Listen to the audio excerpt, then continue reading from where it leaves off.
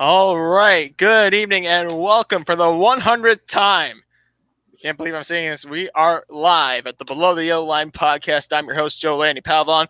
I have my colleagues tonight, as per usual, Justin Hebert and Daniel Ford. How's it going, ladies and gentlemen? Wow.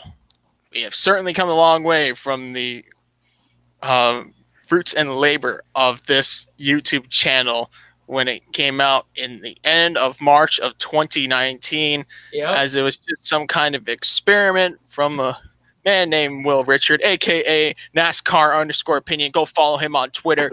He has all the best NASCAR content on Twitter if you are that kind of person. And also our good friend and also our colleague, Armani DePaul, a.k.a. WRM Minister. Go follow him on Twitter. Yes, WRM Minister, Motor Minister, whatever his name is. If it's a minister at the end and he likes to preach Pastor Maldonado, go ahead and give him a follow. Yeah. But in the end, we're here. It's time to get rolling. Wow, what was that Homestead race experience?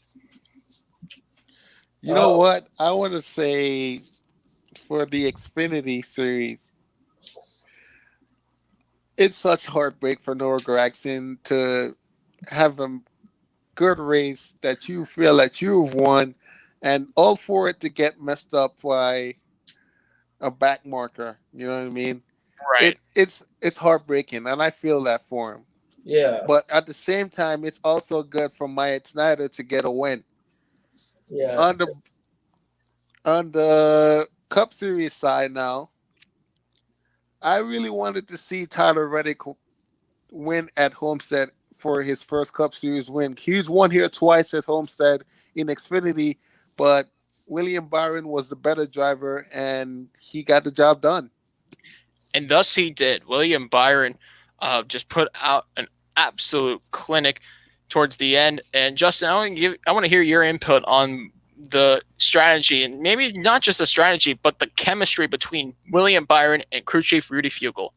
I feel like they have a good chemistry because people don't remember Rudy was actually the crew chief of William Byron when he drove for Kyle Busch Motorsports in 2016, and William could have won the title if he didn't have that engine failure at Phoenix.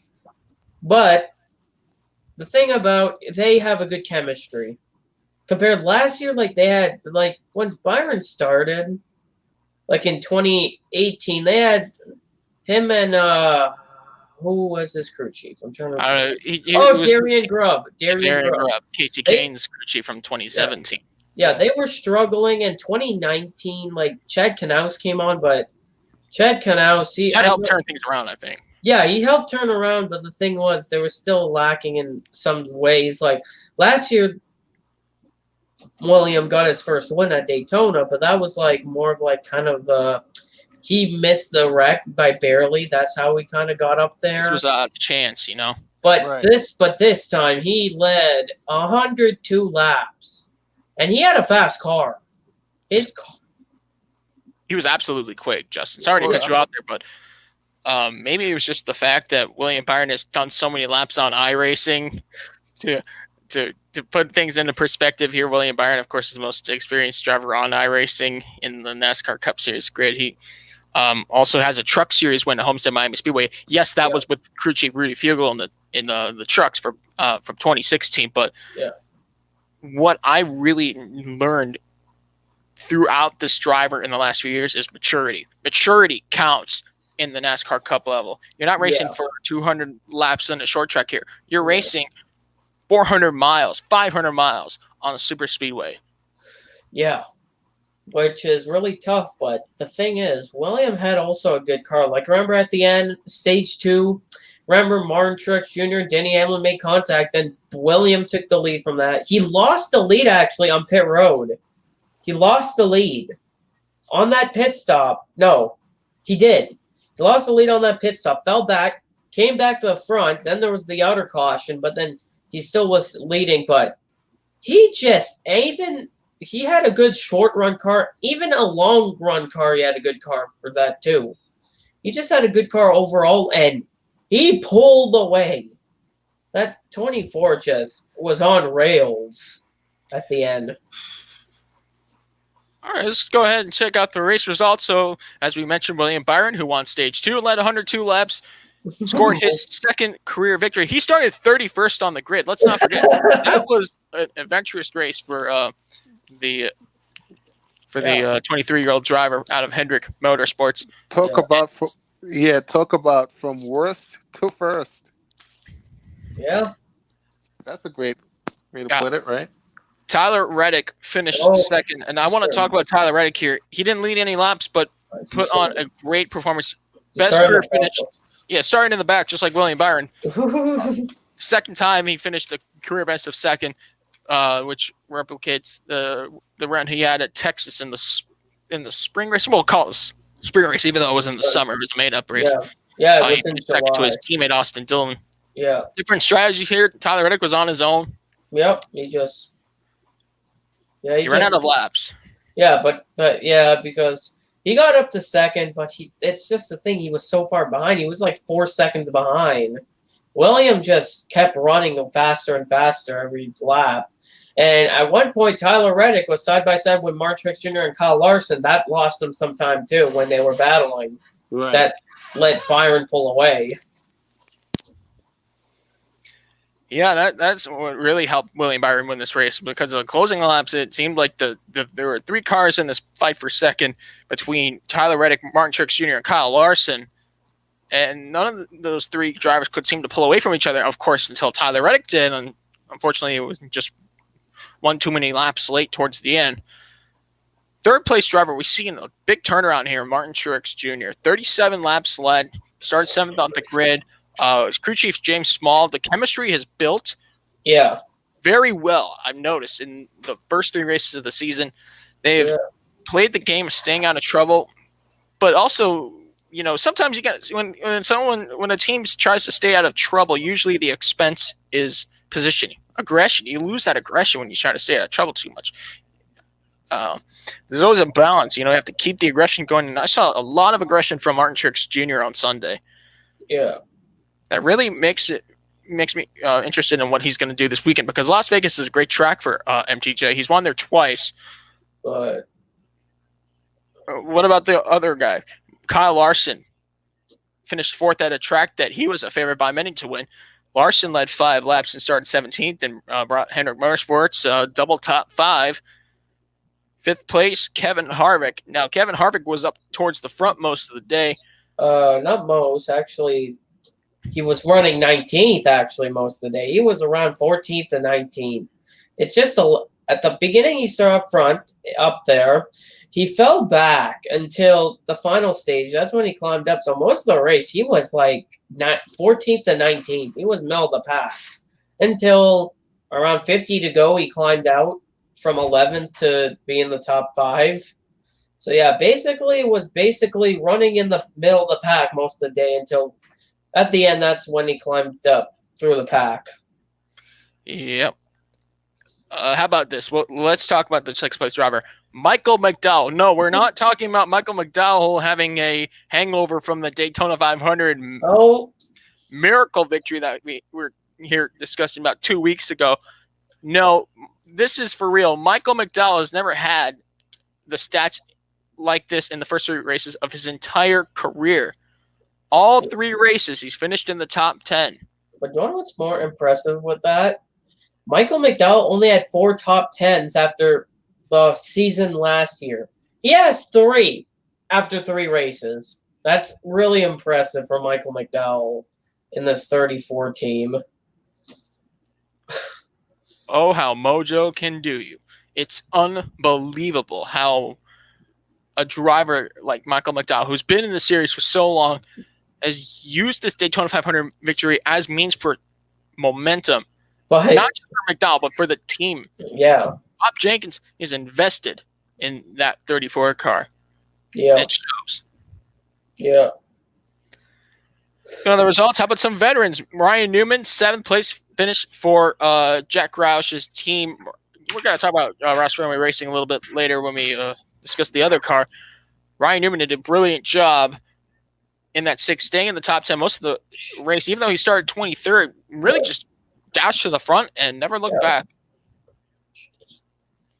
Kurt Busch had all kinds of trouble in the race. Had a vibration problem with the loose wheel. And he rebounded. He unlapped himself because he did that. He pitted with 37 to go under green. So he unlapped himself because he got lapped and managed to get up to 8th. Wow. And mind you, this was all under the green flag. The last green flag run was about 6 laps, if I'm not mistaken, about 6 laps till the end. And not 6 laps, 63 laps. Yeah. And the the threshold for these tires were about 40 laps in the race. Yeah. So, like, let's say stage 1, stage 2, these guys are going to pit around 40 laps down the road. If there wasn't a caution between, pit stops, you'd see them go take tires. But, of course, towards the end, it's all about positioning. And positions count. Kurt Busch took advantage of those fresh tires, and he put out blistering laps to bring that number 1 Chip Ganassi Chevrolet into the top 10. Yeah. Alex Bowman and Kyle Busch round out the top 10. Alex Bowman, he started in the back because unapproved adjustments, but at one point he was struggling, but then in the stage 2, that's where his car came alive, basically. That's when he charged to the front. But P9, I know it's not the best compared to other drivers, but next week we're going to Vegas, and that's one of the Alex Bowman's best tracks right there. I know Homestead is not the best mile and a half. Homestead's not his best mile and a half, but his best mile and a half is one of them is Vegas. So you might see that 48 up front at Vegas. Especially the style of the track and what we learned from last year. The package really seems to suit Alex Bowman. Kyle Busch will be, in the top 10 from this race. He'll go home to Las Vegas. The Busch brothers will have a lot of, energy for this time around because there'll be fans in the stands. Get that home crowd experience that Kurt Busch really lacked. It felt as happy as a lot of Kurt Busch fans were for Kurt winning that race last year at Las Vegas. It was just hard to forget how empty the outside noise was. Nobody was in the stands to cheer on their home driver.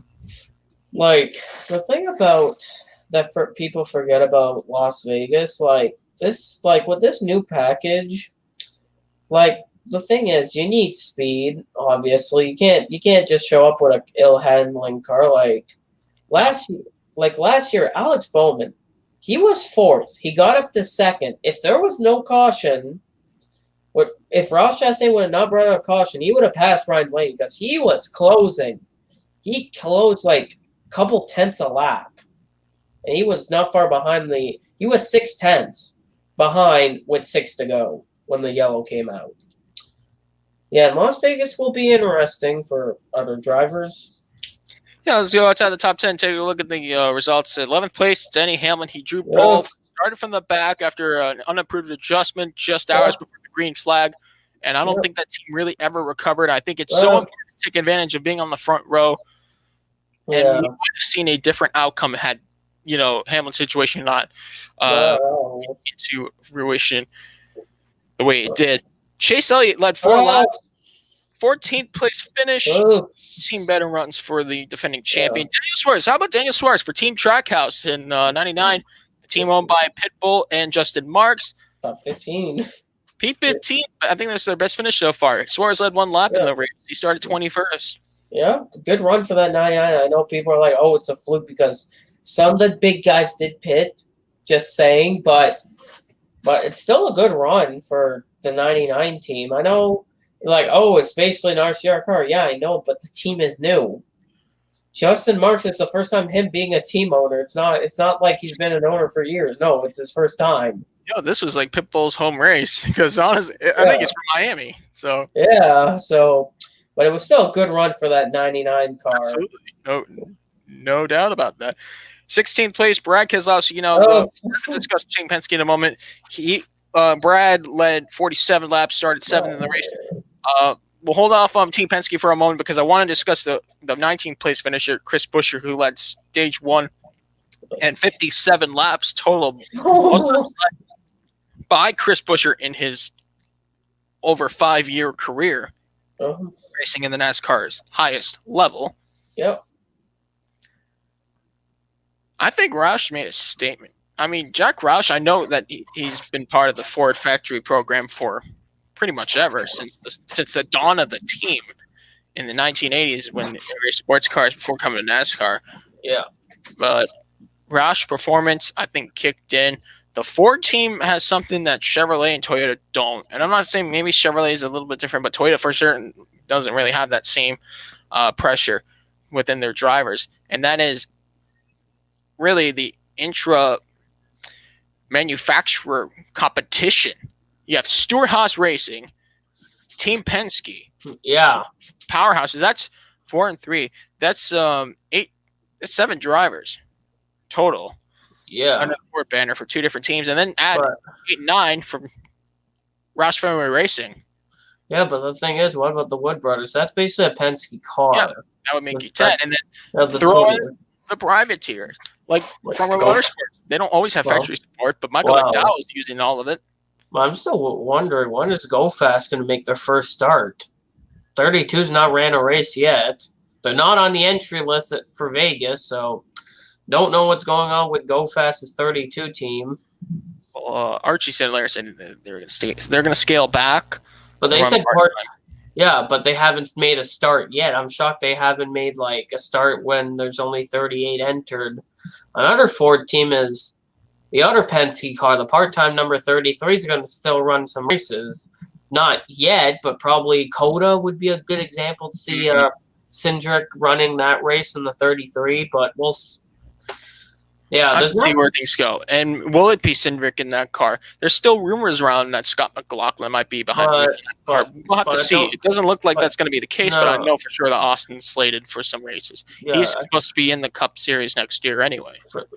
Driving the number 21 for the Wood Brothers.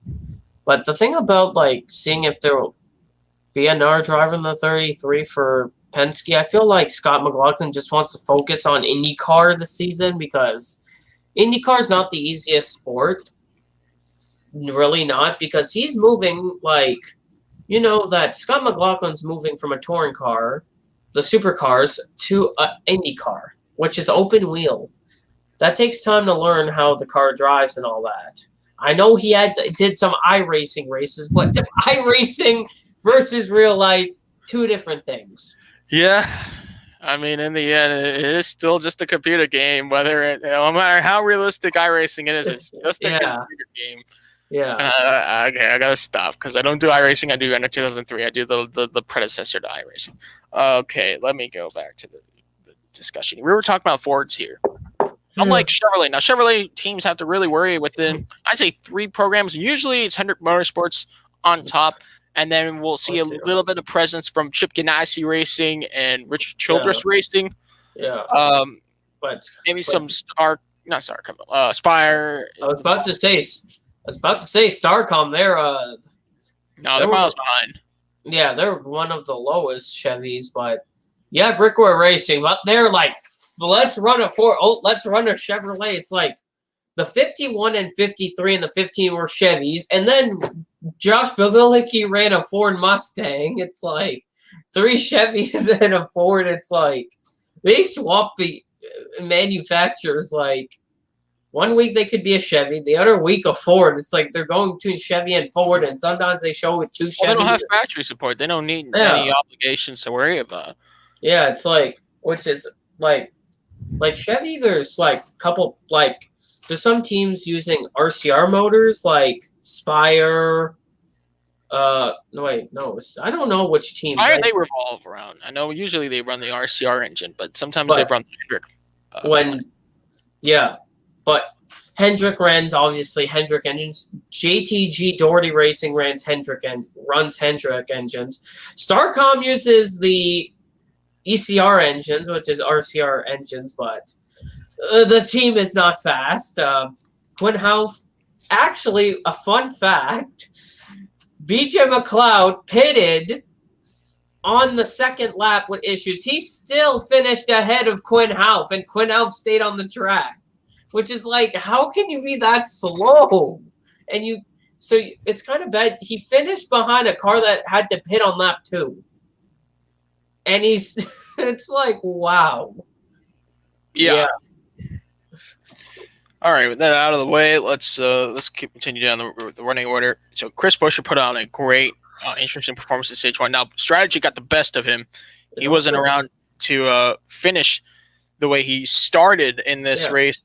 Yeah, his car faded really badly. His car, and also the conditions of the track changed when the track the sun started to set. That's kind of but he had a good performance. 52 laps led. That's actually the second most laps that someone led. Behind William Byron's 102.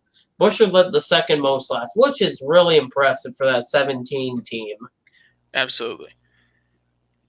All right, 22nd place, Bubba Wallace led 2 laps, started 19th, kind of faded back during the pit cycle, so he's going to settle for 22nd. Now, I'm surprised to see Cole Custer finish 23rd, especially from the performance that he was putting up towards the latter half of the race. He was in the top 5. He was 5th at one point behind his team, and his car really faded. He just kept falling back through the field.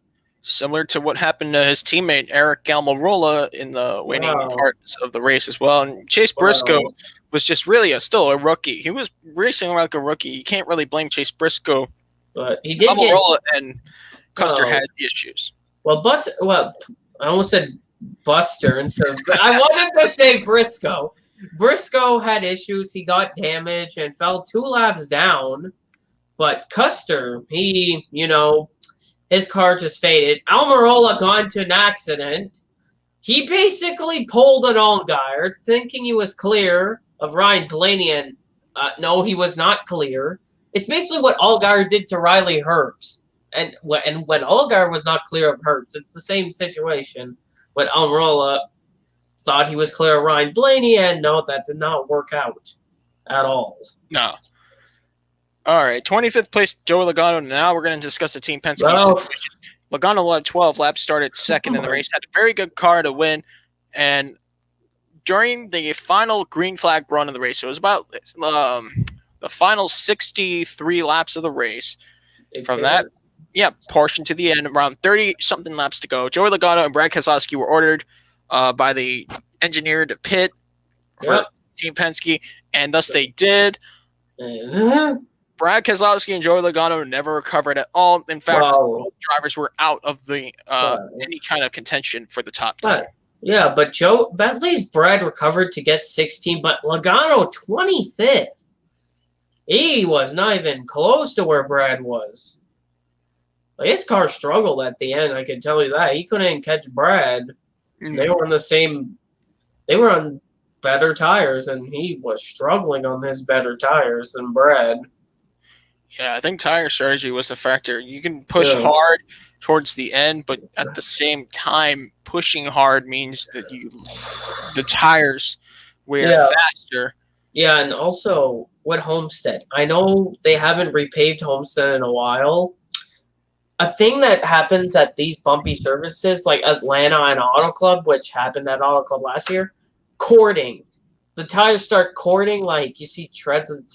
Like, basically, David Starr's tire was, if people didn't see an image from Carl Long Motorsports, they have a picture of it, of what happened.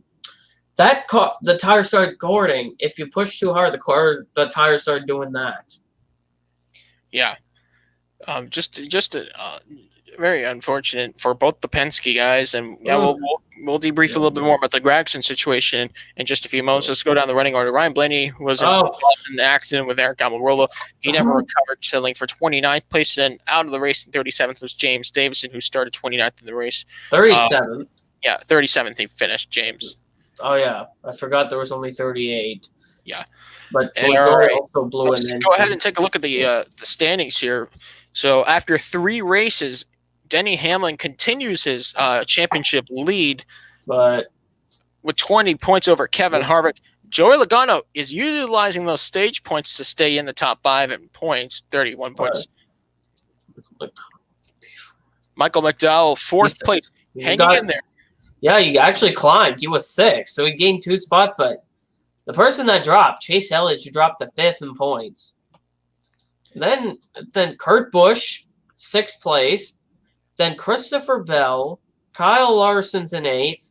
Martin Truex Jr. is 9th, up to 9th. And then Brad Keselowski's in the top 10, which, interesting. But an interesting place is down 16th. Around 16th, you got Bubba Wallace.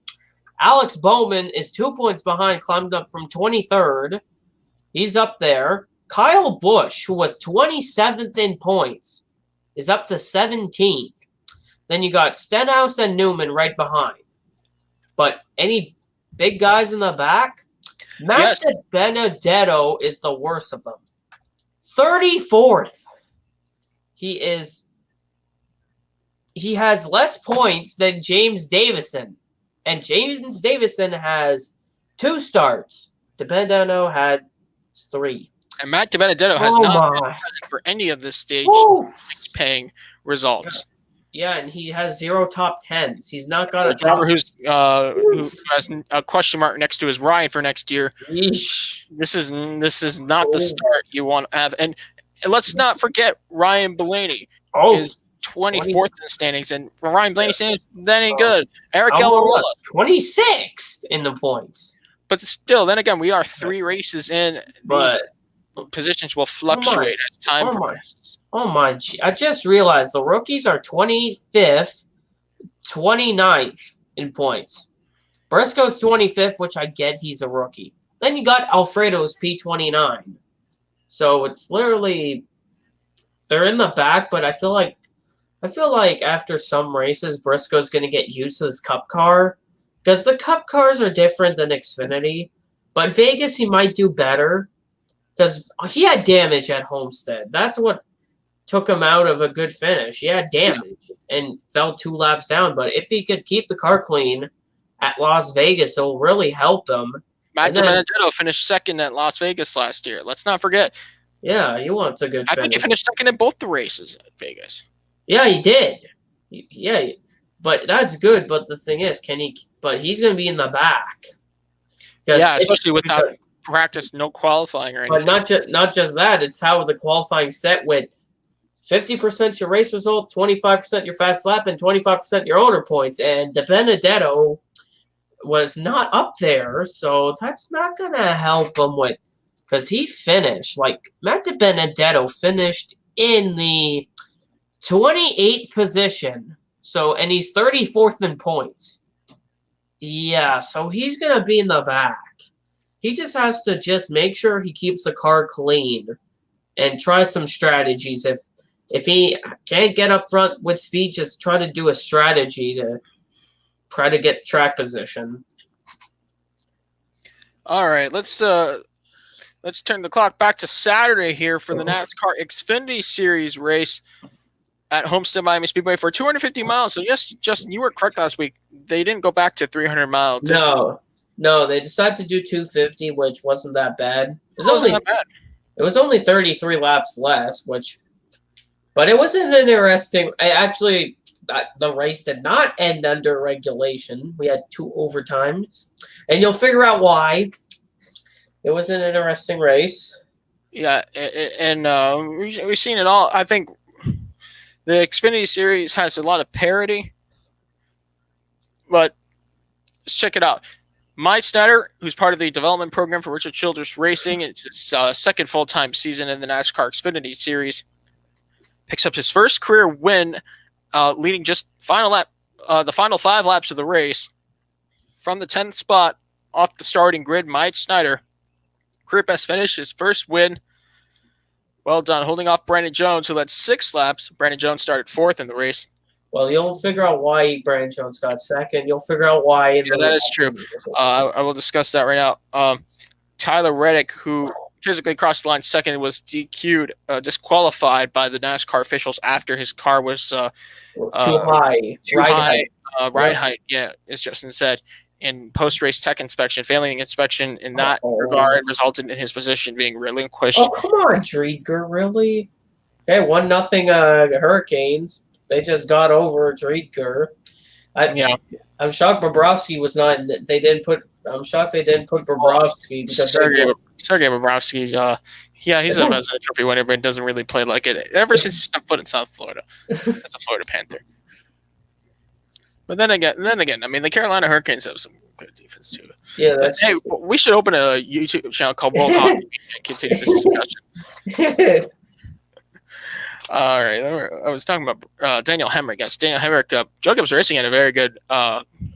Two of their cars, but their other two cars did not. You'll figure out where they finished. No, fourth place, Jet Burton. Jet Burton finished fourth after starting fifth, one position higher. Not bad.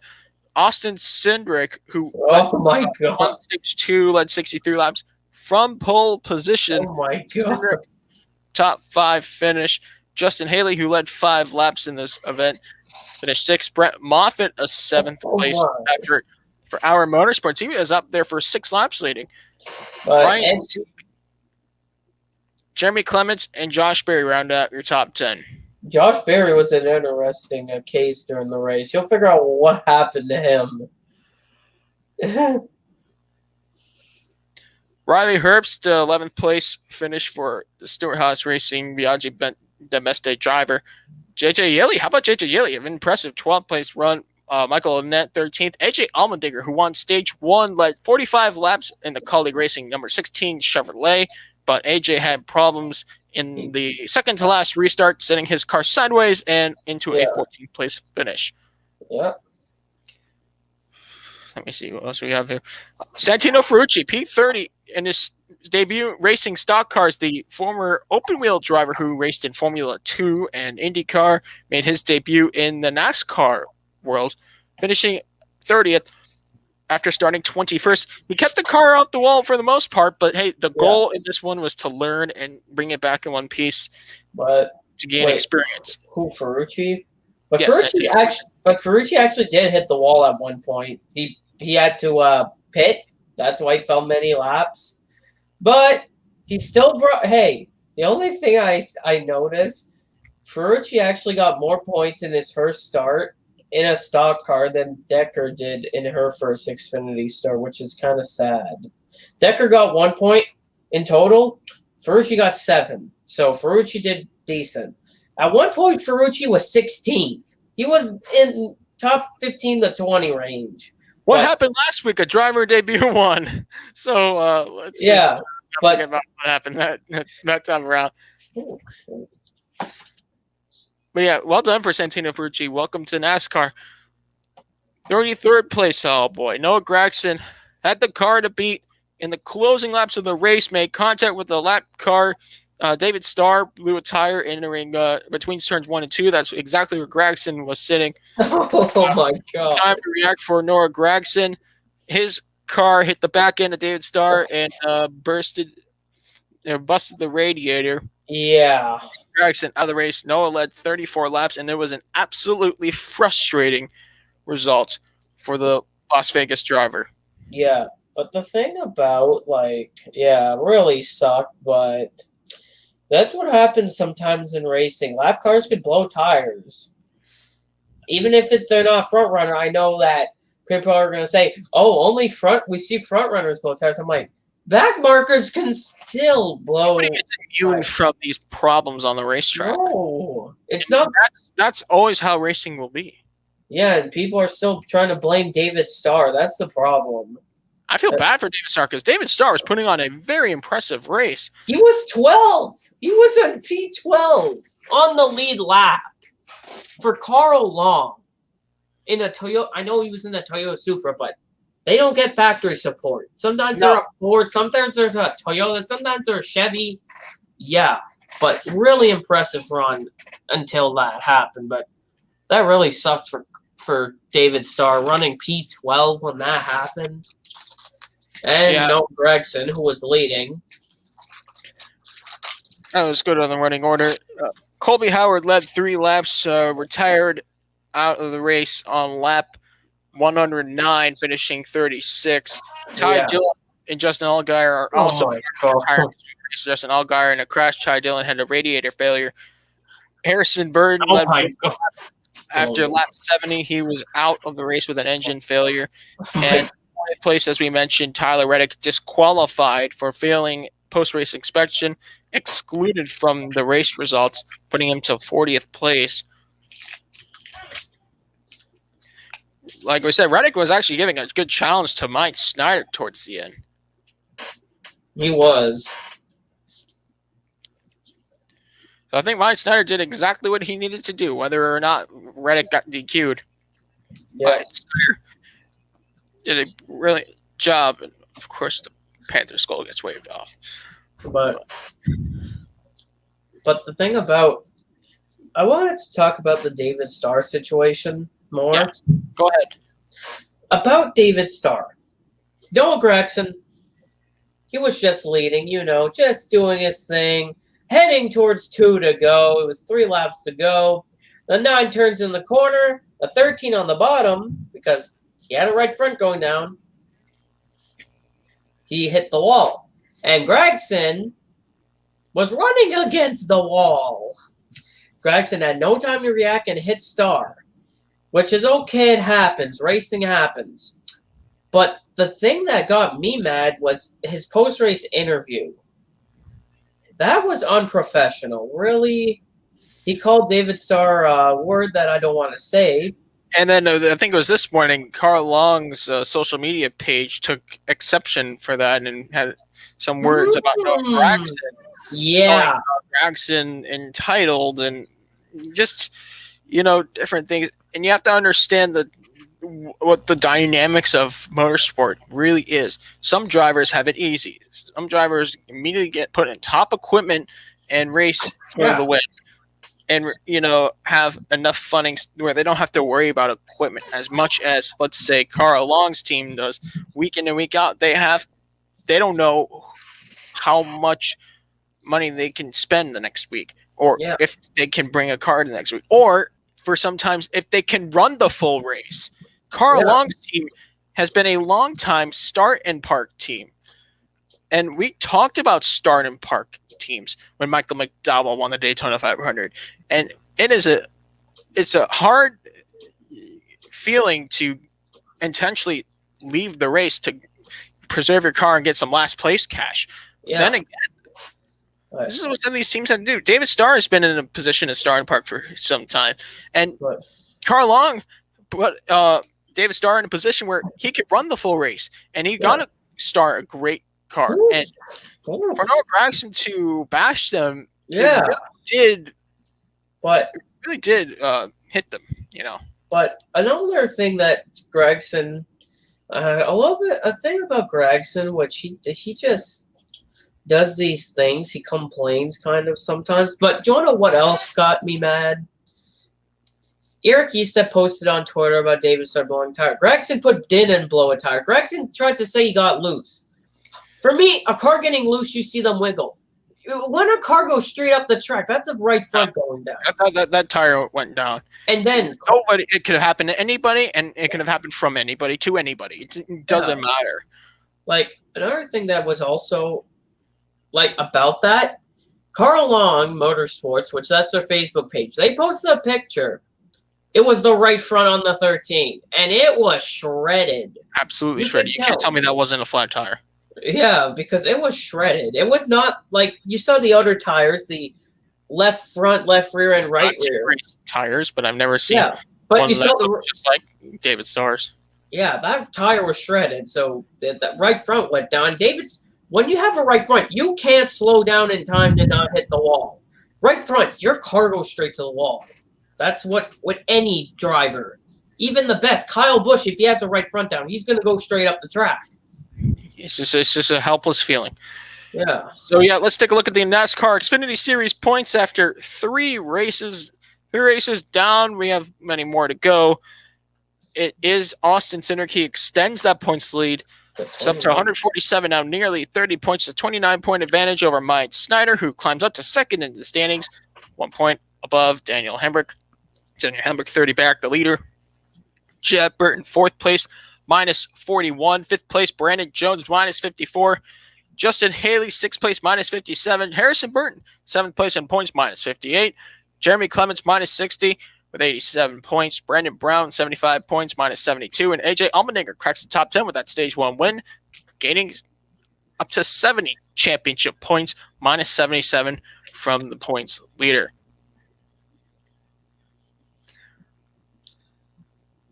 But you might ask, where is Justin Allgaier?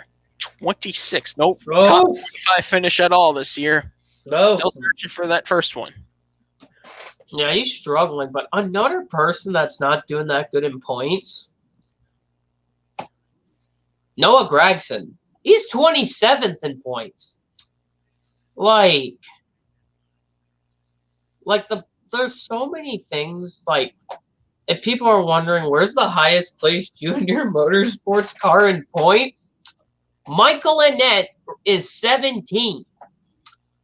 Josh Berry is part-time, 22nd. Miguel Paludo, part-time driver for Junior Motorsports, 29th. But, Noah Gragson never even got a top 25 finish at all. He's actually one position behind Justin Allgaier. Yeah, and don't know what's interesting, how the points are. Brandon Brown is 9th. Clements is 8th. Landon Castle is 12th. The craziest one. Kyle Wetterman is 13th in points in a Mike Harmon car. In 13th in points, you would never see that. But the thing is, Mike Harmon's team, I don't know what they're doing. With Kyle Wetterman, you see him. He's out of trouble. No, but he's 13 points. But Bailey Curry, his teammate, is 42nd in driver point, 40th in owner points, and the 47 is 16th in owner points. So one's doing good, and the other one's running in the back, which I don't know what it is with the 74 is. I mean, then again, this is Mike Harmon Racing. I've never seen it. No, I never seen but it's like usually a 30th place finish would be a win for those guys. Well, Kyle Wetterman did get a top 10 at Kentucky last year when he got 8th, which that was still impressive. Yeah, what a celebration it was down in the garage for those guys. I remember it. It was such a happy moment for them.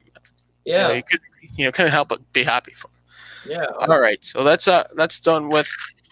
Let's move along to some Supercars action. Yes, racing in the land down under for the first time since October when last season closed at the Super Cheap Auto Bathurst 1000.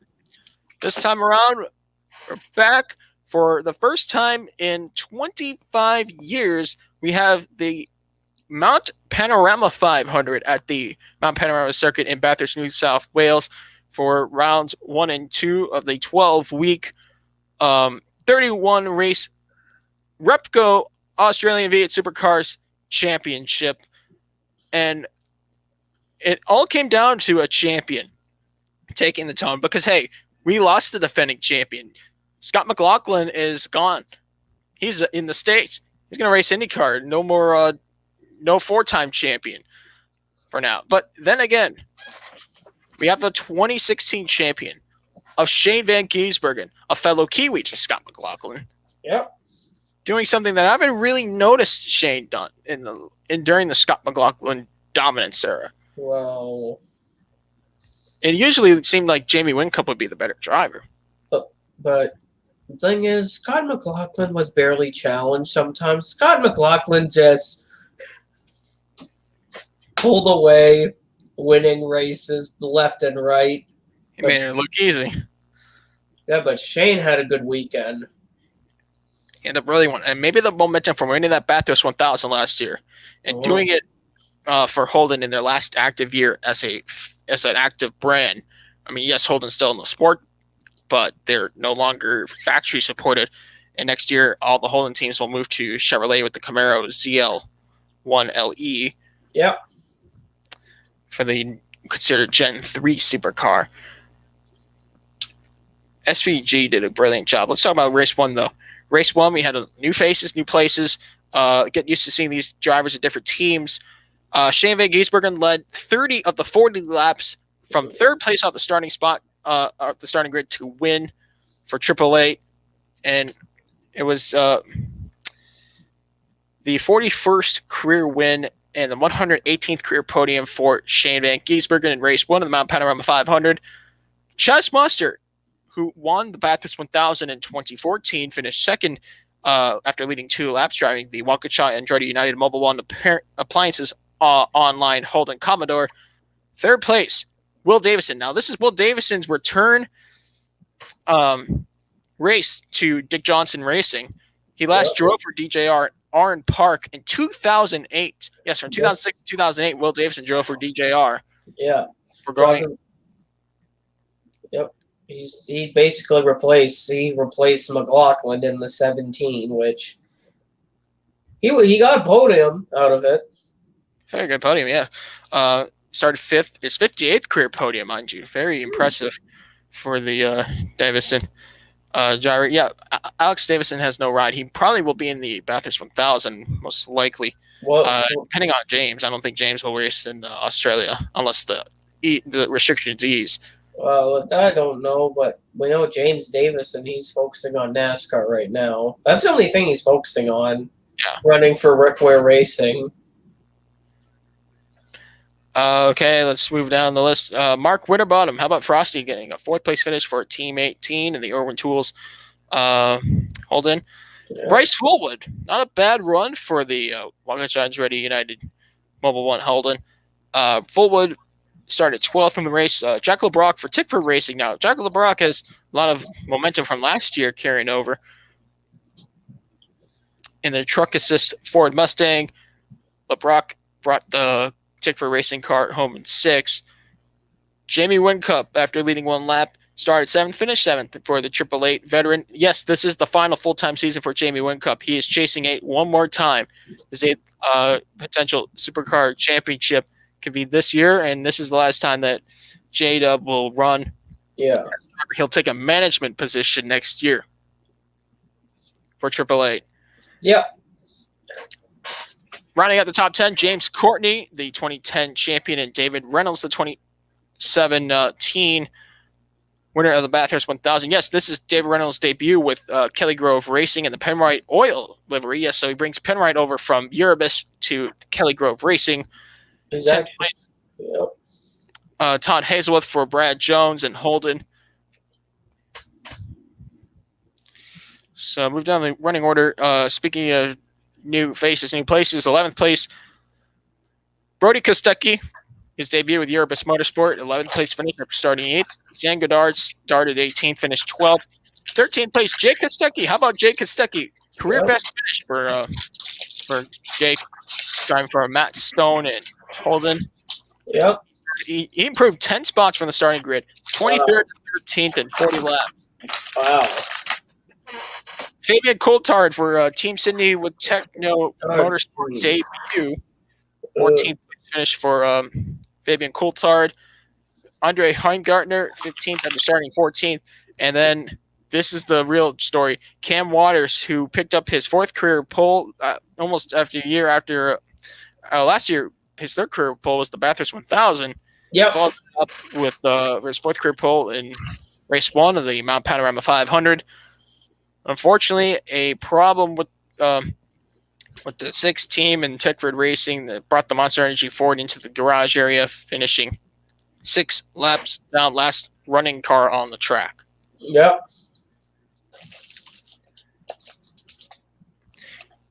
And this is a heartbreaking one. Tim Slade, driving for Tim Blanchard Racing.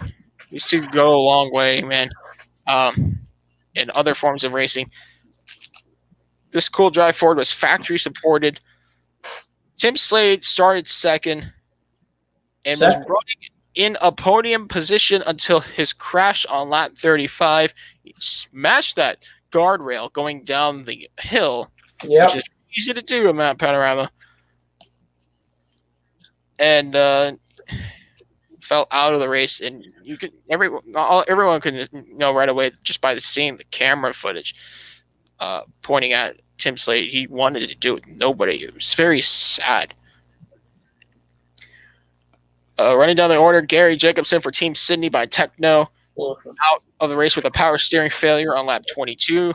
Macaulay Jones had an engine failure for his family team, Brad Jones Racing, in the Coca-Cola livery. That's a nice looking car, I'll tell you.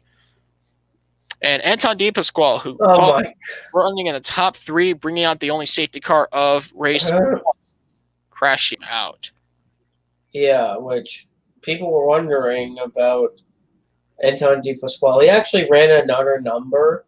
That's not his full-time number. He just ran number 100 for a promotional thing for this race, but he's going to be back in another number, unknown number for now. This is ADP's debut for. Yeah. This is the first race for Dick Johnson Racing post Team Penske era. DJR, Team Penske went separate ways. Yep. All right, now let's go ahead and look at race 2. So race 1 looked very interesting for starters. Race 2, once again, Shane Van Gisbergen, this time he picks up his 31st career pole en route to leading 22 laps from first for his 42nd career win and his 119th career podium. Shane Van Gisbergen, 300 points, maximum points you could get in a weekend of 2 races. Well done for the Kiwi. He also got the fastest lap in the pole. He had a monster lap when he got the pole over Cam Waters. He had a smoking lap time there. Yeah, Cam Waters led 15 laps, had a much better going. Luckily, nothing wrong when happened this time around. Unfortunately, he'll have to settle for second, picking up his 20th career podium for Cam Waters in the Tickler Racing Monster Energy Mustang entry. And Chaz Mostert. How about Chaz Mostert? Congratulations, Chaz. 60th career podium. After starting 5th in the race, he comes home 3rd and stands on the podium for the 60th time in Supercars. Anton De Pasquale finishes the full race, just like Cam Waters, bringing it back to a much more satisfying finish of a 4th place run after starting 3rd. Mark Winterbottom led 1 lap, started 6th, and finished 5th. Jamie Whincup started 8th, finished 6th. Will Davison, after starting 4th, he fell 3 spots back to finish 7th. Scott Pye finished 8th. Andre Heimgartner and Nick Percat rounded out the top 10. Bryce Fullwood finished 13th after leading 2 laps during the pit stop cycle. Started 12th in the race. Now let's go ahead and look at the championship standings. So 2 races down. It is Shane Van Gisbergen with 300 championship points. 267 points. In second place, Chaz Mostert. Third place with 231 points, Mark Winterbottom. Will Davison, 4th place in the standings with 225 points. And the 7-time champion, Jamie Whincup, 5th place with 198 points, exiting the first round of the season. As far as the team's championship is concerned, it's all Triple Eight Race Engineering, the Holden brand, in front, as they should, with 498 championship points. In second place, Waukesha and Andretti United, 444 championship points. Team 18 sits in 3rd with 369 points. Dick Johnson Racing, 4th, 345 points. And Kelly Grove Racing, 300 points flat out in 5th. Any surprises that we saw during the first weekend of Supercars? It was interesting, but there was other moments that were not too smart. Andre Heimgartner's when he came back onto the track was not the smartest decision. And the only thing, I didn't watch the races. I only watched some highlights because I had work. So I was kind of tired after work on Friday, and I had work Sunday morning. But I think that most people, yeah, it was an interesting weekend. Really interesting races I saw. Yeah. I think we're looking at a possible 2-time champion. If the champion's going to drive a Holden, Shane Van Gisbergen. If the champion's going to drive a Ford, it's Cam Waters. Yeah. I think Cam Waters has a lot of momentum from last season. Maybe it wasn't carried over in the first 2 races, but it's still going to carry over for Sandown. And now Sandown will be a super sprint Whether you like it or not, which of course I'm not. I'd rather see that race be an enduro. Send out Super Sprint. Hey, at least the track's back on March 29th to 21st for week 2 of 12 and rounds 4 and 5 of 31. Wait, March 20th to 21st. You said 29th. March 19th to 21st. I was about to say the 29th to the 21st. That's I would have to go like a whole year. Yeah, but that's not gonna happen.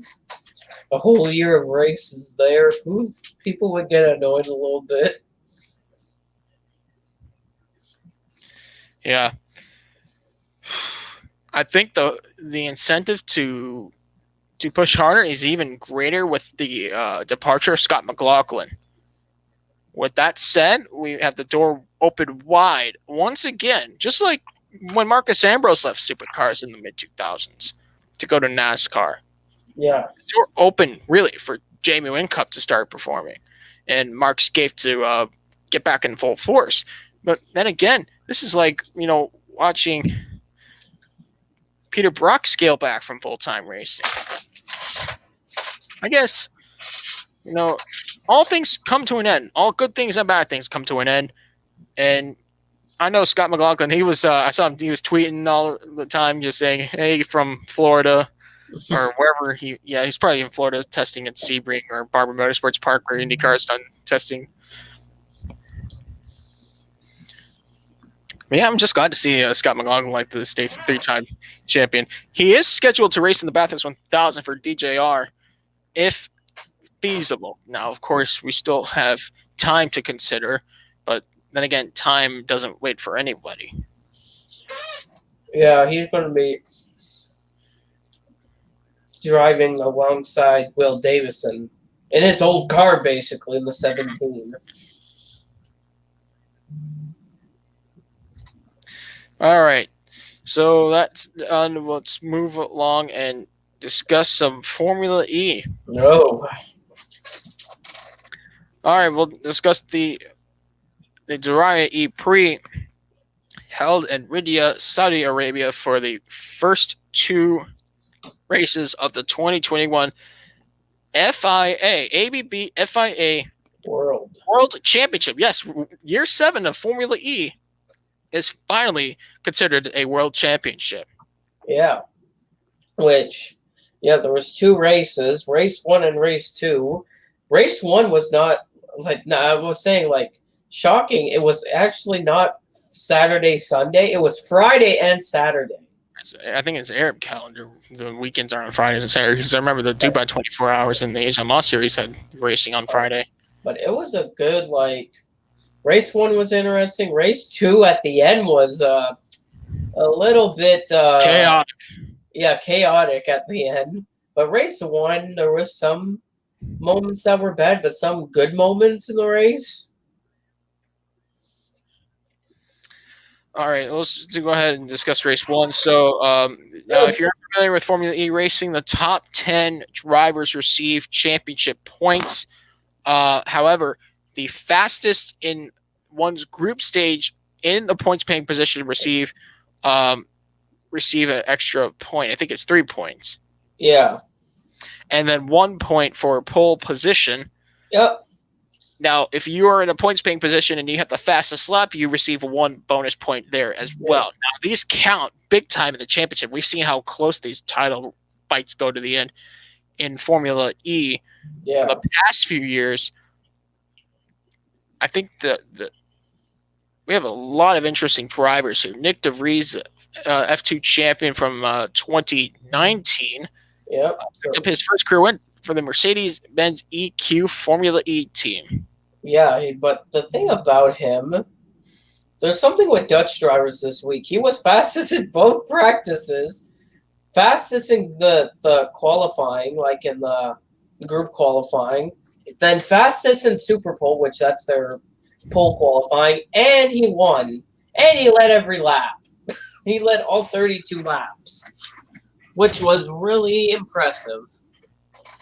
He never looked back, and that was exactly the performance of a championship driver, and that's why he started strong. But let's look down the running order for race 1. We had Eduardo Mortara for Venturi Mercedes. Now, unfortunately, Mortara's luck would fall short before race 2, Again, he never started. Mitch Evans, third place for the Jaguar driver. Then Rene Rast and Pascal Wehrlein, fourth and fifth, Audi and Porsche drivers respectively. Rene Rast had the fastest lap, so he received an extra point.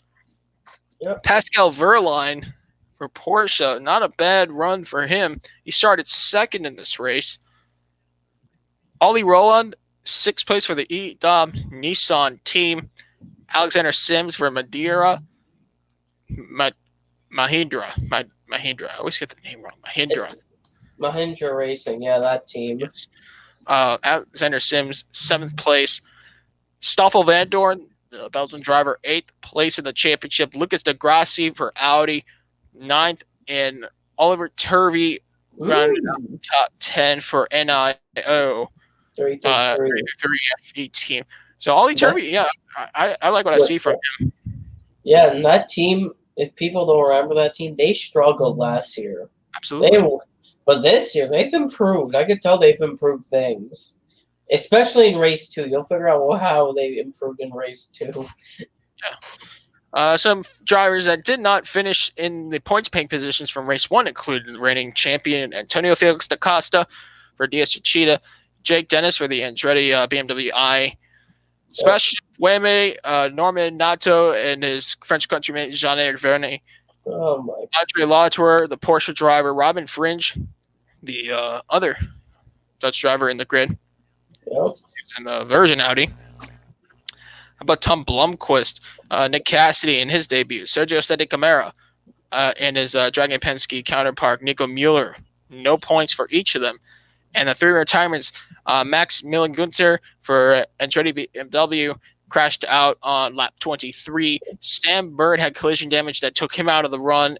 The Jaguar driver who had, we're going to get into him a little bit later, lap 22. And Alex Lynn just had a miserable weekend. 16 laps lasted in the first one. And not to mention, I forgot to say that Nico Mueller had to start in pit lane. Yeah. You'll figure out about race 2. A thing that was interesting about the second race, some of the drivers that Joseph said about, like Nico Mueller and Sergio Sete Camara, and they actually did way better in race 2. Yeah. Race 2, I think the drivers were a little more comfortable with the track compared to race 1. I know Formula E doesn't usually do double headers, but when they do, you can tell the difference between race 1 and race 2 in such events. Sam Bird went from scoring no points at all to making his run to second in the championship by winning this race. He picks up 25 championship points over Robin Fringe. Now, the Jaguar driver did a lot of blocking towards the end. Unfortunately, the race was cut short, so we never really got to see what Robin Fringe could have done.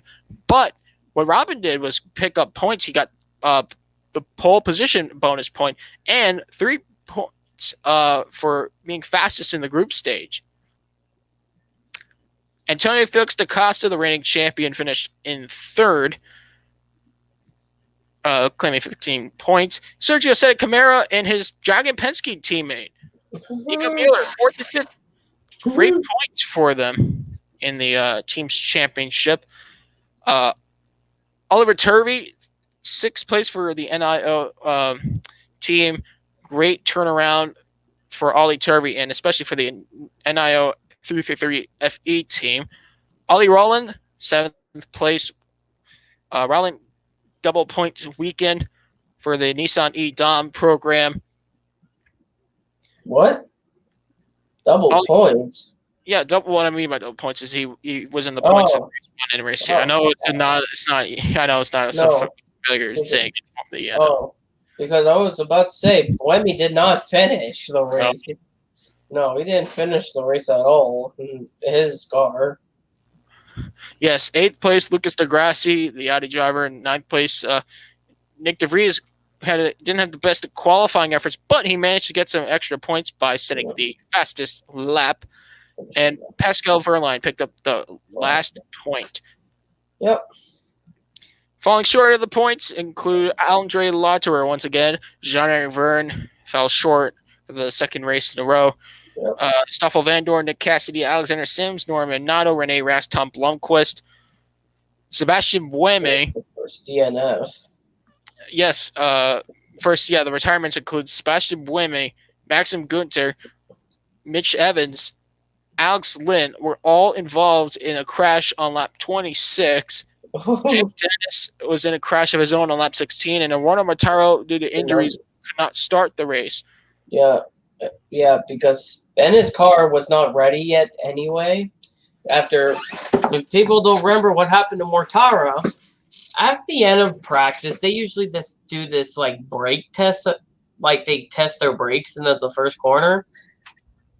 Mortara's car did not stop. It just went straight on and hit a barrier, destroying his number 48.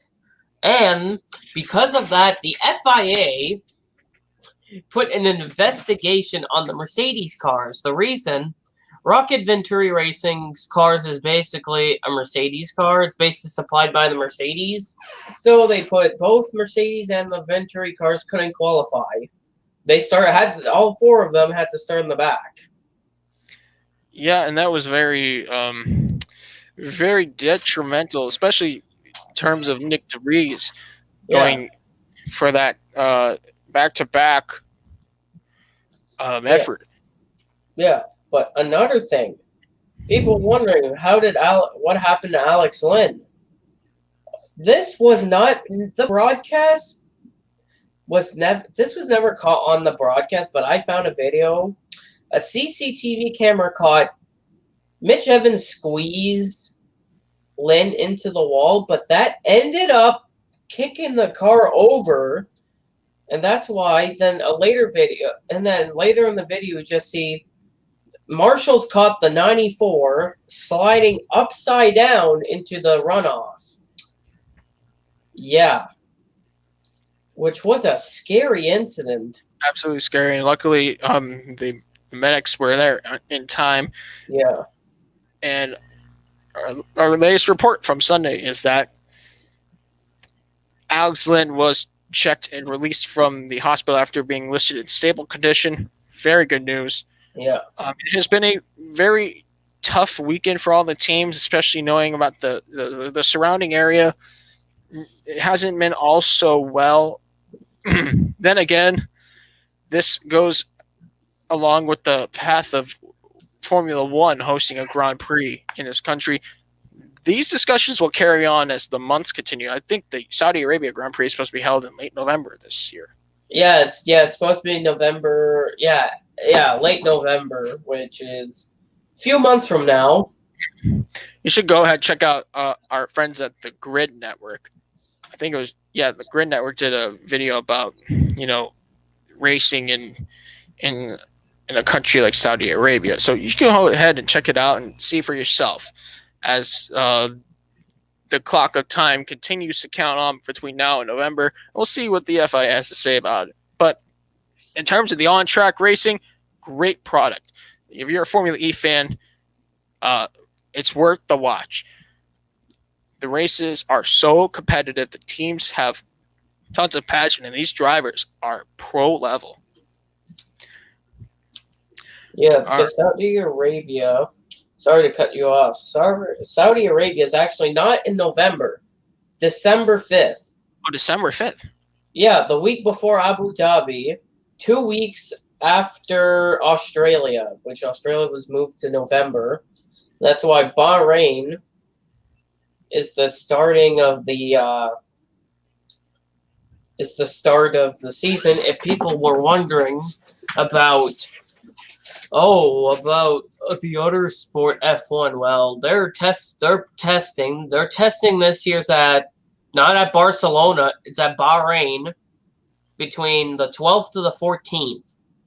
So basically the 12th to the 14th is the Friday to Sunday. Not next week, not this week, next week, starting Friday the 12th. That's a very important test session. Yeah, they have 3 days. They need to test the car to see how it competes. It's like this is when the talk stops and the action starts. Yeah, it's like basically, see, one thing I want to know, has Ferrari upped his pace or is Ferrari going to be bad again? Well, we're going to be watching anticipation for that. Justin. Like last year, how'd that go? I remember, oh my gosh, like Ferrari was, I remember just last year, people like, oh, Ferrari's going to be fast. Ferrari was slower than the Alfa Romeos at one point. It's like I think Ferrari in Formula One is the equivalent to Toronto Maple Leafs in the National Hockey League. They have this history of doing so well, but when push comes to shove, they can't do anything. Yeah, it's like it's the same song and dance every year.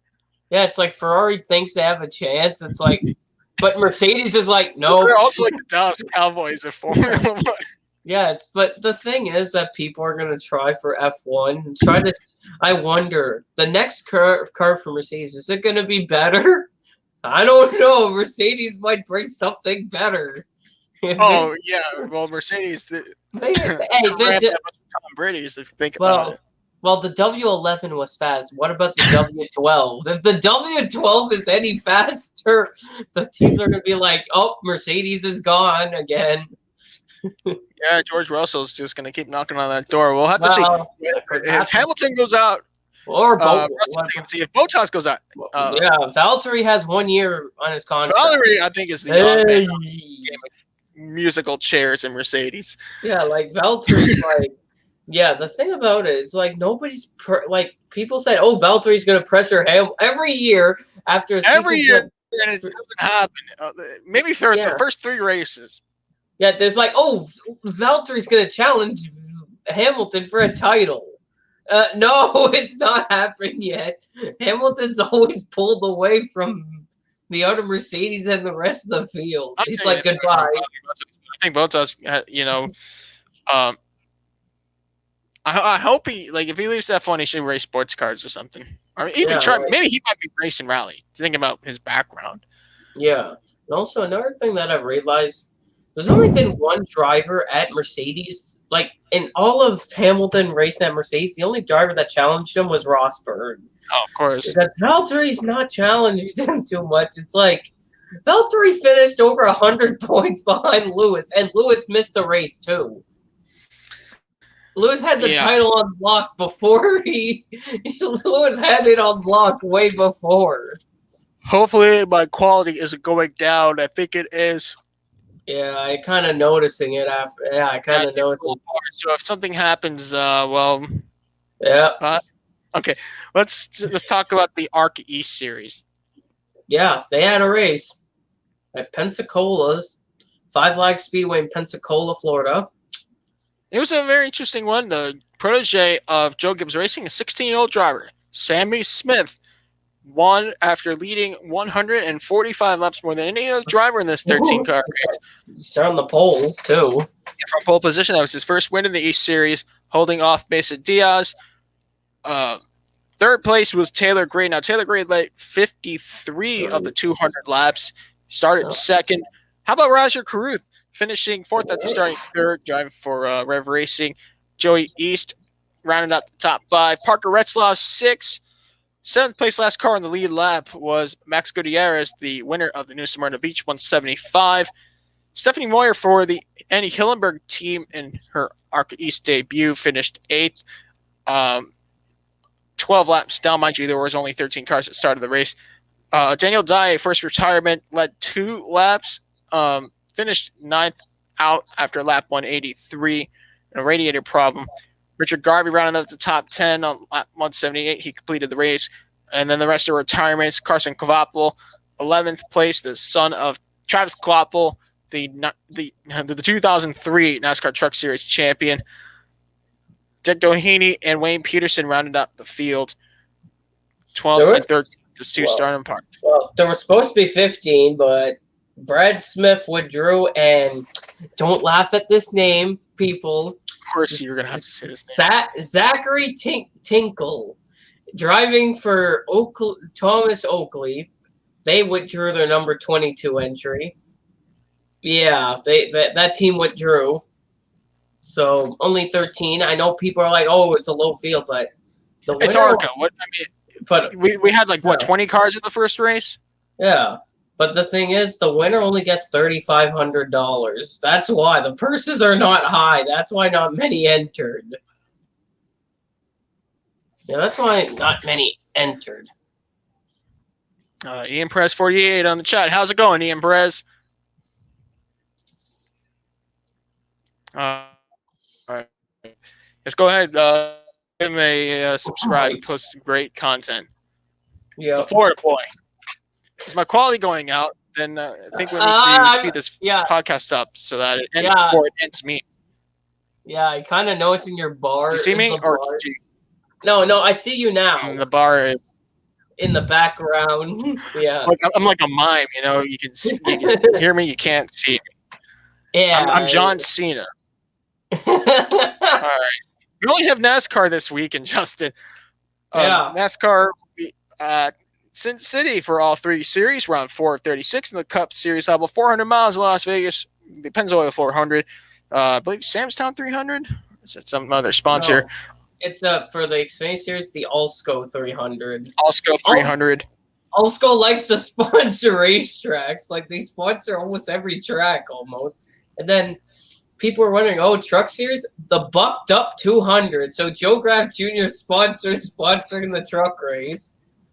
Yep, round 433 for the Xfinity guys, and round 3 of 22 for the truck drivers. Yep. We'll start off with some stats of the Cup Series race at Las Vegas Motor Speedway, the 4th round of the season, first race in the West Coast this year. This time we'll have a crowd. Last year they had a race behind closed doors. Joey Logano and Kurt Busch took checkered flags last year at this track. In 1998, the first race at Las Vegas Motor Speedway was won by Mark Martin, who hit the jackpot driving for Jack Roush. Jimmy Johnson leads on the wins count 4 times more than any other driver. Matt Kenseth, Brad Keselowski, the 3 winners club. Then these drivers have 2 wins. Jeff Burton, Carl Edwards, Kevin Harvick, Joey Logano, and Martin Truex Jr. In terms of team wins for the spring race at Las Vegas, give it to Roush Bowman Racing. 7 times if they've gone to victory lane. Hendrick Motorsports 5 times. Team Penske 4 times, including the race last year. Stuart Haas Racing 3 times, and Joe Gibbs Racing twice. Manufacturer wins in the spring. You better drive a Ford if you want to win here in the spring. It's 12 times they've gone to victory lane compared to Chevrolet. They've won 7 times. 3 times have a Toyota gone to victory lane in the spring race at Las Vegas, and once with Sterling Marlin in 2002 has a Dodge won this race. So there are your stats. Now let's put that into perspective in the past history of this race and look at the current Cup field of drivers. Where does this go? Okay, I have my pick. I'm going to tell you my pick with stats. So you got to try to figure out the driver. This driver, he's ran in only, let me find this driver's name. Oh, nope, that's not him. Oh, found it. He has 8 total races at this racetrack. The impressive thing is he actually has the best average finish in all of his teammates at Las Vegas. He has 1 top 5, 2 top 10, 6 top 20s, and 5 laps led. Not many laps led, but his best finish here is a top 5. This driver driving for Hendrick Motorsports in the number 48, Alex Bowman, is going to redeem himself from Las Vegas from last year to win at Las Vegas. Because last year he could have won both races, actually, but both races there was a caution that happened. Like the first caution in the first race, Ross Chastain, and the second one had to be Jimmy Johnson in the 48. So, yeah, Alex Bowman's going to win at Las Vegas. I knew you were going to say Alex Bowman. You always pick Alex Bowman, and you know what? You stole my pick because I was going to go with Alex Bowman, but if Alex Bowman isn't going to win this race, my pick will go to the guy that won last year. He's been close enough. It seems like everything has gone wrong. That could go wrong has went wrong this season. It's Joey Logano. He'll get his 3rd win at Vegas and finally cash in on the wins count for 2021. All right, with that out of the way, unfortunately, Danny Ford, I don't think he's able to come back here. No. He must have stepped out. But we'll bring him back next week. Let's talk some Xfinity Series. And now we know the entry lists usually come out a little bit later for the Xfinity Series. No, it was actually released today. 43 cars are entered for 40, so 3 people are bye-bye already. Because all right, who's driving the 54 again? Ty Dillon. Nope, Ty Dillon. Yeah, Ty Dillon. Kyle Busch is only running the truck race and the cup race. He's not running Xfinity. But Ty Dillon's in the car. In the 54. You might see him do good, but you let's put some stats here. Last year, Chase Briscoe swept both the races. In 1997, it was Jeff Green who won the first truck race, the first Xfinity Series race at Las Vegas. I was about to say we're not in the truck series. Truck started in 96, not 97. Jeff Green won that event in 97. He won the championship 3 years later. Mark Martin leads the wins count. Can I just see the score? Never mind. There's the score. Oh my god. Nope, that missed the net. Yeah, Barkov had a nice chance there. I was just about to mention Mark Martin leads the wins count for the number 2 series at Las Vegas, including his fourth and final, or his final career win in 2011. I cannot believe it's been 10 years since Mark Martin scored his last win in the Nationwide Series at Las Vegas, passing Brad Keselowski after Brad had suffered a flat tire on the final lap of the race. Mark Martin won his final win. I can't believe it's been 10 years. Jeez, if time fly. He drove like a veteran. I remember. It's Jeff Burton, Mark Martin's longtime teammate. The 2 drivers who really looked like Mario and Luigi out on the racetrack in the Busch Series days into the 1990s and early 2000s. So Jeff Burton, 3 wins. Kevin Harvick, Kyle Busch, Chase Briscoe, 2 wins for those drivers. Now, team wins in the spring. Of course, how could we not mention Roush Fenway Racing 6 times. Richard Childress Racing and Team Penske share 3 wins each in the spring race at Las Vegas. Joe Gibbs Racing twice in the spring at Las Vegas, both with Kyle Busch. Now, the manufacturer wins in the spring count. Best to drive a Chevy or Ford. You got 10 wins for Ford. Actually, 11 wins for Chevy, 10 with Ford, 2 with Toyota, and 1 win from Dodge back in 06 with Casey Kane for Evernham Motorsports. Now, from what we know, I have my pick. Who's your pick, Justin? Oh, okay, my pick. This is interesting. This driver, he only has 5 starts here. He has 2 top 10s and 4 top 20s, but his average finish here is 12.2. This driver, you were talking about Joe Gibbs Racing only having 2 wins. This driver, he has 1 career win to his name. Thank you for telling me your driver. Driving the number 54, Ty Dillon is going to win at Las Vegas for career win number 2. That would be a popular win, but not as popular as this driver who has, the gutting pain of losing a race that should have been. Noah Gragson will win at Las Vegas at home in front of his own crowd. I was confused. Oh, wow. I think, that his time will come. And if it happens at Las Vegas, just watch. You'll see a major difference in that 9 car in the championship with such possible momentum. All right, we'll move over to the Truck Series one more time. This is so going to be hard. Oh, yeah, because the Truck Series has great parity in the field. Now, at Las Vegas Motor Speedway, let's go ahead and look at their stats. For the second year in a row, the defending winners of Las Vegas Motor Speedway, spring Kyle Busch, fall Austin Hill. In 1996, the first race at LVMS was held, and it was won by Jack Sprague.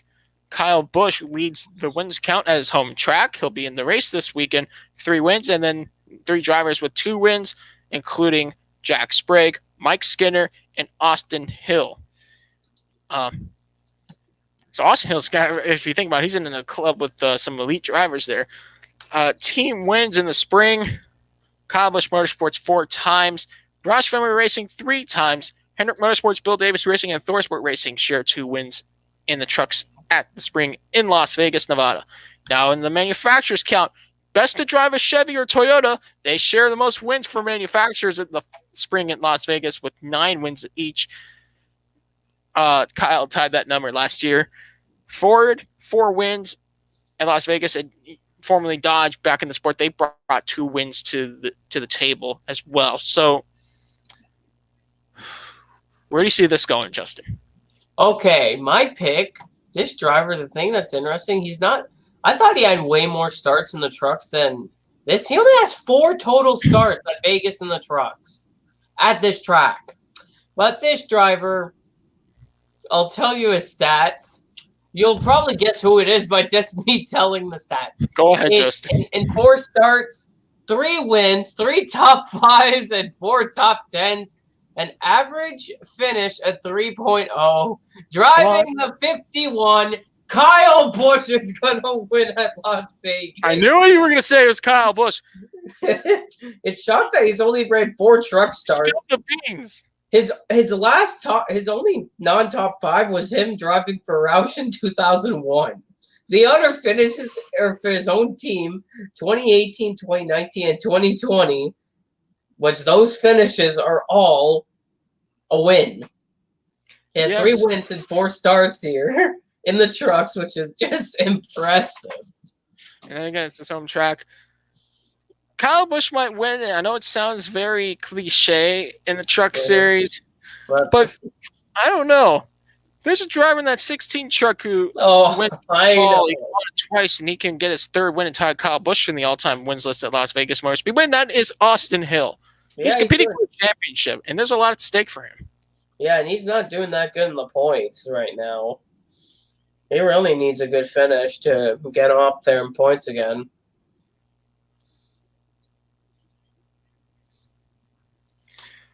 Well, before we go, I want to talk about one more race that we're going to discuss, and that, of course, is the highlight crown jewel AMA Supercross race, and that is at Daytona International Speedway. Who will win the Daytona Supercross? Oh, geez, that's hard. I'm going to go with a rider who is at home, who will bring the home crowd to their feet, because there will be fans at Daytona International Speedway, and he lives in the West Coast, Florida. He's a great, humble man off the track, and on the track, he's a very superb dirt biker for KTM. Actually, not KTM, Kawasaki. Adam Cianciarulo will win at home. Oh.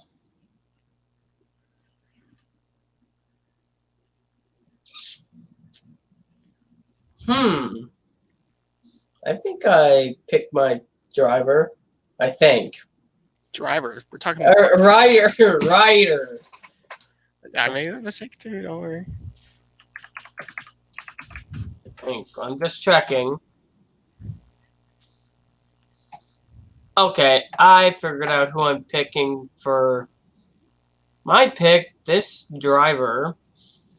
The only thing I found of him, he's born in Cortez, Colorado. That's saying something. But I don't know his stats too much, but I know he's a champion, I think. I think he's a past champion. Eli Tomac. He's last year's champion. There you go. Yeah. Eli Tomac, then Adam Cianciarulo. Hey, Danny, if you're watching, I don't think Ken Runner-Up Roxon's going to have that much luck at the Daytona Supercross. I'm so sorry. But I know he's leading the championship, but that's going to have to wait for one more race. Yep. With that said, why don't we go ahead and look back at some of the older memories that we've had of this Below the Yellow Line podcast. Since we're at episode 100, we just go ahead and rejoice. I started this podcast. It was Armani. Big shout out to you, Armani DePaul, for making this happen. You brought me on 1 April of 2019. Say, hey, Joe, you want to join a podcast? I'm like, do I have time tonight? I'm like, oh, I don't have homework. I don't have any college things to worry about, so I'll just join. And I hear that you were on it, and I'm sold. Yeah. But I just remember you were actually not at your house. You went to someone else's house to do it. Yeah, I went to an apartment, I think. Yeah. Oh, and that was fun. And the interesting part we used Google Hangouts, which was a farce. You had your because you didn't have a mic then, so you had the webcam from your laptop and you were talking with the phone. You had 2 accounts. So you were talking from the speaker from your phone and you had your camera on your computer. And then we started moving along. Me creating a bunch of accounts. I had to swap so many accounts for Hangouts, which was interesting. We had funny moments sometimes. It was great. Like I remember episode 11, Cheating in Motorsports. At one point, we talked about NASCAR rule books because Chastain got DQ'd. And one of the funniest parts about it, we were just talking about rules and stuff. And I said, like, I said if Mike Harmon goes to NASCAR, you thought I said Mike Helton, but I said Mike Harmon out of all the people. And this was during the time when it seems like everybody was getting disqualified from races just by the minute. Yeah. We've had so many interesting. How about the podcast when I had to do it from my hotel room? In Naples, Florida, because Hurricane Dorian was heading my way, and I had to just pick up the pieces. That was the first time I hosted the podcast. Yeah, I remember. I didn't know what I was getting into. I knew what podcasting was. I never made a YouTube video by myself before. I did all these things in my life, but for some reason, I never made a YouTube video. Yeah, there was off the list. Yeah, there were so many different. Like there was interesting moments, and there was that one time in 2019. There was a podcast that Daniel hosted because you had stuff to do, and at one point, I remember how weird the podcast was.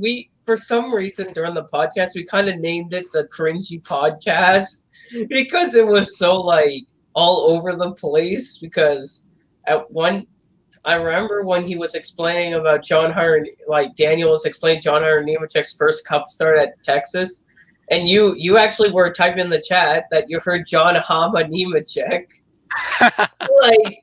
and then Blake was explaining about a MotoGP track, and then me and Austin couldn't stop laughing because he was explaining a Mickey Mousey section. Yeah, you're talking about the Mousey section. Yeah, I completely forgot. Yeah, Blake, if you're watching, please come back for an episode or two. We missed you. Yeah, like it was so like, and I remember. I mean, we've been there for the highs, and you just mentioned the highs right there. Yeah. But we've also been there through the lows and through the tough times, having to navigate through the end of the Daytona 500 last year, and just the uncertainty of what could have been during the time of not knowing Ryan Newman's condition, but only knowing how severe everything seemed. Yeah. Until he came out of that hospital like a superhero in a movie 2 days later, arm in arm with his daughters. That was just a moment I'll never forget, covering the Daytona 500 post-race last year and just thinking of all the things that could be going on. And how about the pandemic? We didn't know what was happening. We brought some guests in. Yeah. Cala, Luis Torres from the Motorsports Tribune, Judson O'Neill. How about Judson? I mean, he's with the Dirty Mo Radio, Dale Jr. Downloads network. That's so cool. He covered the Snowball Derby for Dale Jr. Yeah, and also another thing about that was so interesting with guests. We've had so many interesting guests. Like one of the interesting things that involving guests was Joey Gates, a Cup Series driver. Like nobody expected that, but that was. Oh, we're not supposed to bring a Cup Series driver. We're not that big, and I'm like, okay, Joey Gates messaged me before, and sometimes you message a driver, hey, you did good out there. You might get a thank you. That's something I don't anymore, but I did when I was younger. And Joey Gates was always the one driver that said thank you. Yeah. So I'm like, okay, this is the opportunity. I'll go ahead and message him. And 2 weeks later, he's on the show. Yeah, but he was actually, during that week, he's actually in the hospital because I give him so much credit for joining. He didn't have to join. Yeah, but that was so interesting. I didn't expect a Cup driver like we had Ronnie Osmer also on. Ronnie was supposed to join us tonight. We were going to have him on for this episode, but he'll be back maybe next week or the week after. Ronnie, if you're watching, I know it's a shame you couldn't be on with us tonight, but hey, there's always a next time. Yeah, it's been like interesting. We brought Jessie on a few times. I'd like to bring her back on the show one day. So, but yeah, Robbie Noonan. He's a great guest. All in all, we have some great content. Please check us out on Twitter at WRM Media Group. Follow us on Instagram at World Racing Media. And, of course, subscribe to us. Hit that like button as many times as you can. And please come back next week. We'll have episode 101. Well, we're actually heading towards 2 years on YouTube. We're heading towards... Yeah, the podcast started in April, but the channel was created at the end of March, so we're heading towards 2 years already. Boy, has time flied. Even though last year we didn't really feel like a year, but for other reasons. Yeah, but this year we're feeling we're still in it. We're still alive. We're fighting. Yep. All right, I think I'm getting. I think it's time to go. Yep. Thank you all for watching. You guys are so awesome. Just dedicated viewers.